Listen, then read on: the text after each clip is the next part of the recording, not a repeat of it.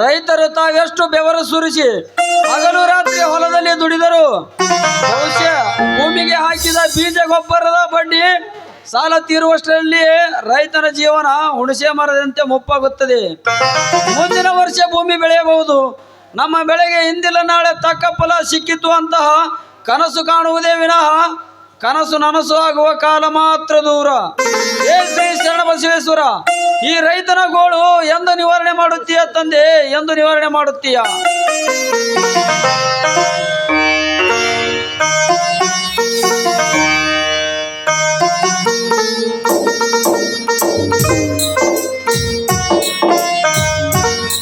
ಸ್ವಾಮಿ, ಏನದು? ಏನೋ ಚಿಂತಿಸಿ ಉಸಿರು ಹಾಕುತ್ತಾ ನಿಂತಿರಲ್ಲ, ಏನಾಗಿದೆ? ಶೀಲಾ, ರೈತ ಭೂಮಿಯಲ್ಲಿ ಬೇಸರ ಮಾಡಿಕೊಳ್ಳದೆ ದುಡಿದರು. ರೈತನ ಗೋಳಿನ ಕತೆಗೆ ಅಂತ್ಯವೇ ಇಲ್ಲವೇ? ನೋಡಿ, ಚಿಂತಿಸದಿರಿ ಸ್ವಾಮಿ. ಇಂದು ಈ ವರ್ಷ ಮಳೆ ಬರದಿದ್ದರೆ ಏನಾಯ್ತು? ಮುಂದಿನ ವರ್ಷ ಮಳೆ ಬಂದೇ ಬರುತ್ತದೆ. ನೀವು ಚಿಂತೆ ಮಾಡದಿರಿ ಸ್ವಾಮಿ, ಚಿಂತೆ ಮಾಡದಿರಿ. ಶೀಲಾ, ಮನೆಯ ಮಂದಿಯಲ್ಲ ದುಡಿದ ಬೆಳೆಯನ್ನು ಮಾರುಕಟ್ಟೆಗೆ ತೆಗೆದುಕೊಂಡು ಹೋಗಿ ಮಾರಿ ಬಂದ ಹಣವೆಷ್ಟು ಗೊತ್ತೇ? 50,000. ಅದರಲ್ಲಿ ಕಮಿಷನ್ ಬೀಜ ಗೊಬ್ಬರದ ಬಡ್ಡಿ ಮುರಿದುಕೊಂಡು ಕೇವಲ 10,000 ಉಳಿದಿದೆ. ಅಂದ ಮೇಲೆ ರೈತನ ಮಗ ಯಾವಾಗ ಉದ್ಧಾರ ಆಗುತ್ತಾನೆ ಶೀಲಾ? ಯಾವಾಗ ಉದ್ಧಾರ ಆಗುತ್ತಾನೆ? ದುಡಿದ ಬೆಳೆಗೆ ಬೆಲೆ ಸಿಗುತ್ತಿಲ್ಲ ಅಂತ ಚಿಂತೆ ಮಾಡ್ತಾ ಕುಳಿತರೆ ಹೇಗೆ? ಸರ್ಕಾರದ ವಿರುದ್ಧ ಹೋರಾಟ ಮಾಡಬೇಕು ನೀವು ರೈತರೆಲ್ಲ ಸೇರಿ. ಅಂದಾಗಲೇ ರೈತನ ಮಗ ಉದ್ಧಾರವಾಗುವುದು.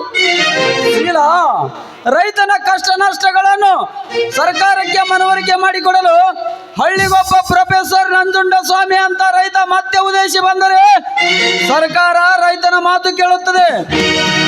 ಇಲ್ಲವಾದರೆ ರೈತನ ಬಾಳು ಕಣ್ಣೀರಿನ ಗೋಳಿನ ಕಥೆಯಾಗುತ್ತದೆ ಶೀಲಾ, ಕಣ್ಣೀರಿನ ಗೋಳಿನ ಕಥೆಯಾಗುತ್ತದೆ. ನೋಡಿ ಸ್ವಾಮಿ, ಅದು ಹಾಗಲ್ಲ. ನೀವು ರೈತರೆಲ್ಲ ಒಗ್ಗೂಡಬೇಕು.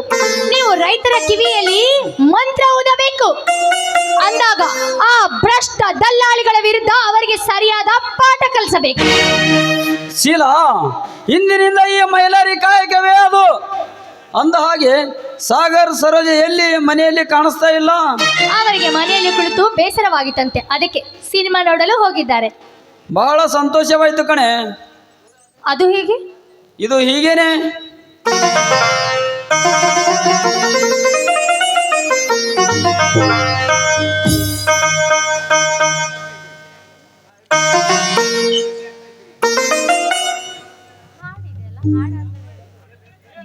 ನೀವು ತಂದೆ ಆಗ್ತಾ ಇದ್ದೀರಾ? ಏನು ಶೀಲಾ, ಏನು ಶೀಲಾ? ನಾನು ತಂದೆ ಆಗ್ತಾ ಇದ್ದೇನೆ. ಈ ಶುಭವಾರ್ತೆಯಲ್ಲಿ ನುಡಿಸು ಒಂದು ಪ್ರೇಮ ಗೀತೆಯನ್ನು.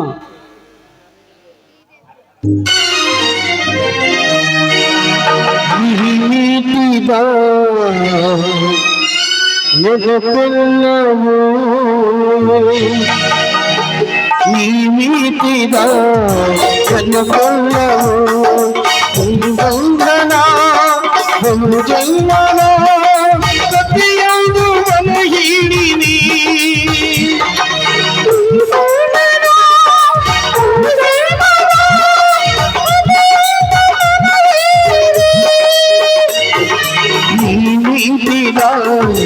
ಒಂದು ಕಲ್ಲು ಎದೆ ತುಂಬಿ ಹಾಡಾಗಿದೆ.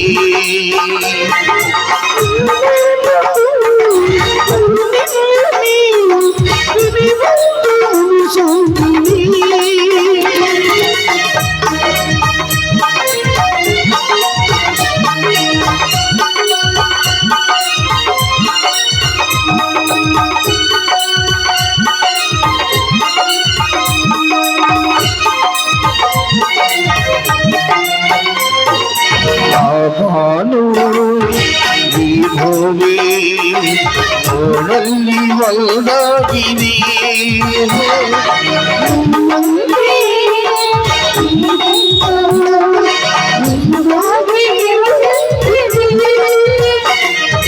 ಸಂಗಾತಿ ನಾನಿತ ಜೊತೆಯಾಗುವಿ.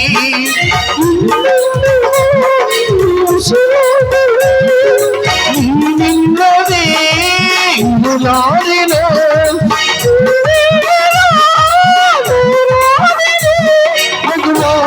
ನಲಿವ ಜಗವ ಮರೆತು ಗೆಲುವ ನೀ ಜೀವಿತಿನ ನಿನ್ನೆಲ್ಲವೂ ಲಾ ಲಾ ಲಾ ಲಾ ಲಾ ಲಾ ಲಾ ಲಾ ಲಾ ಲಾ ಲಾ ಲಾ ಲಾ.